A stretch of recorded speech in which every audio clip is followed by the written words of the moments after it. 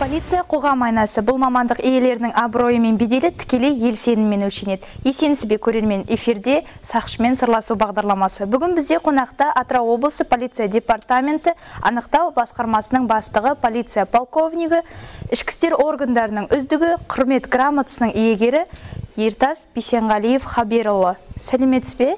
Қош келдіңіз. Рахмет. Сізге алғашқы сұрағымды қойсам. Полиция қызметкерлері көп жағдайда өз басын қатерге тігіп, тіпті жанын қиып жататын кездерге куә болып жүрміз. Осындай жауапкершілігі ауыр қызметті сіз таңдауға не түрткі болды сізге? Енді мен 1996 жылы осы мамандықты таңдағым келді. Және де әскери қызметкер болғым келді. Сақшылардың қызметіне қызығып, 1996 жылы Қазақстан Республикасы Ішкі істер министрлігі Қостанай заң институтының тыңдаушысы болып оқуға түстім. Соны 4 жыл оқып, жоғарғы білім алып, 2000 жылы өз қызметіме кірістім. Сізге келесі сұрақ. Сіздің еңбек жолыңыз қазіргі уақытта департаменттің жас қызметкерлеріне үлгі болып жүр. Осындай сізді үлгі тұтатын қызметкерлерге қандай ұстаным берер едіңіз?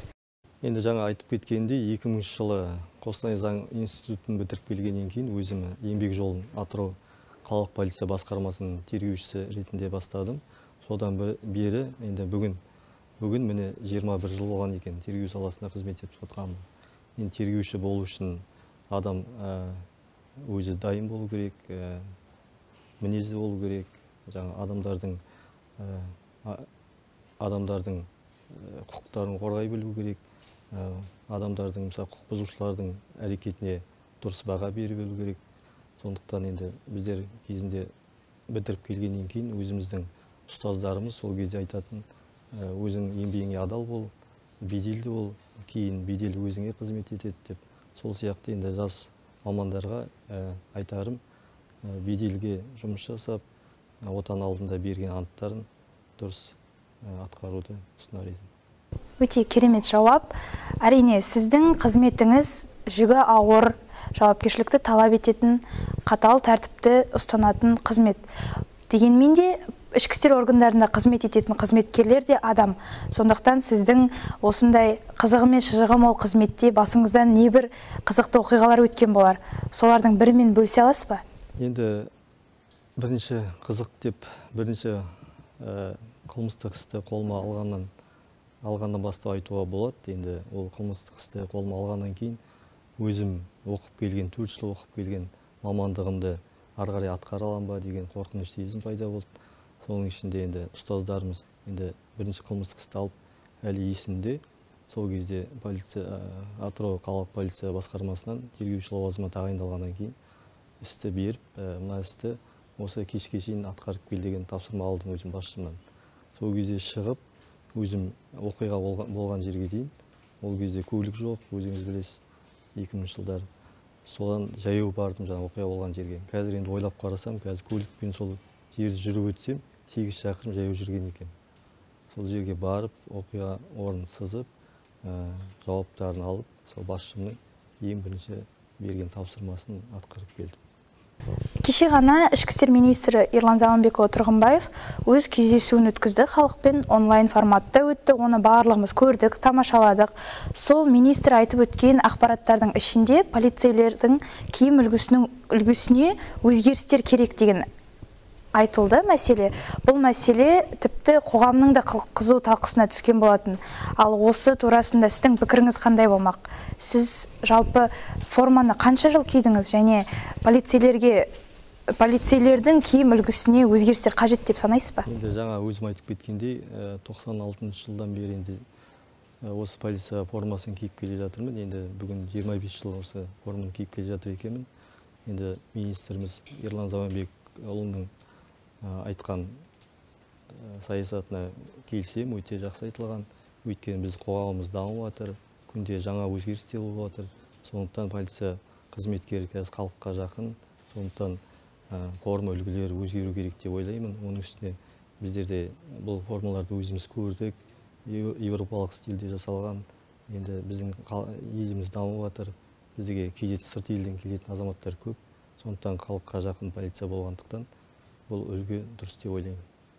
Сіз өзгелерден озық тұратын озат қызметкерлердің бірісіз. Жігітке жеті өнерде аз деп жатады.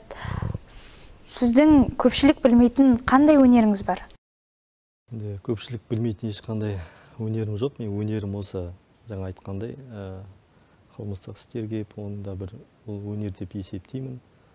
Және де бір өнерім, енді өз кезінде марқұм әкеміз үйретіп кеткен шахмат ойнауды үйретті. Сол өнерім бар. Шахмат ойнаймыз.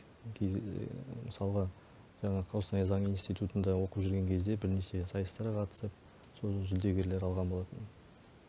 Жауабыңызға рахмет. Сіз үшін өмірдегі ең маңызды не нәрсе? Енді өмірдегі ең маңызды нәрсе бәрі айтатындай отбасы, одан кейін отанға адал қызмет ету. Мысалға, біздер осы қызметке кіріскенде ант бердік, сол антымызды орындап шығу деп ойлаймын. Антқа адал болу дейсіз ғой? Антқа адал болу, дұрыс айтасыз. Полиция халықпен үнемі бірге, халықтан ешқашан ажыраған емес. Дегенмен де қанша адам болса, сонша пікір болады деген қағида бар. Оны өзіңіз де жақсы білесіз. Осы орайда көбіне халық арасында полицияға жүгінудің қажеті жоқ деп жатады. Сіз 25 жыл қызмет еттіңіз осы салада. Сіздің ойыңызша осындай пікір қайдан шықты және қоғамдық пікірді өзгерту мүмкін бе? Әрине мүмкін. Қазіргі уақытта өзіңіз білесіздер, халыққа жақын полиция, халық уже қазіргі уақытта бізге көзқарастары түзелді, әр рахметтерін айтып жатады. Енді ондай пікір болады. Әрине құқық бұзушылармен күрескеннен кейін олардың әрбіреуінің пікірі әртүрлі деп ойлаймын. Адамды тану үшін досына қара деп жатады. Ал сіздің достарыңыз көп пе, және сіз қалай ойлайсыз? Достарыңыз сізді қалай сипаттайды екен? Менің достарым көп, әрине мені достарым байсалды, өз мамандығына беделді деп санайды. Соның ішінде менің досым бар, бірге оқыған, әріптесім қазіргі уақытта Ұлан Қуанышбекұлы, қазіргі уақытта Ішкі істер министрлігінің штаб басқармасының полиция полковнигі, бастығы, өте өзінің еңбегіне адал, білімді. Сондықтан өзімді достарым, дос дегеннен кейін аты айтылып тұр, дос дегеннен кейін дос пікір береді деп ойлаймын. Иә, құрметті көрермен, бүгінгі эфир барысында құқық қорғау саласы қызметкері болудың бізбен сіз ойлағандай оңай еместігіне тағы бір мәрте көзіміз жетті.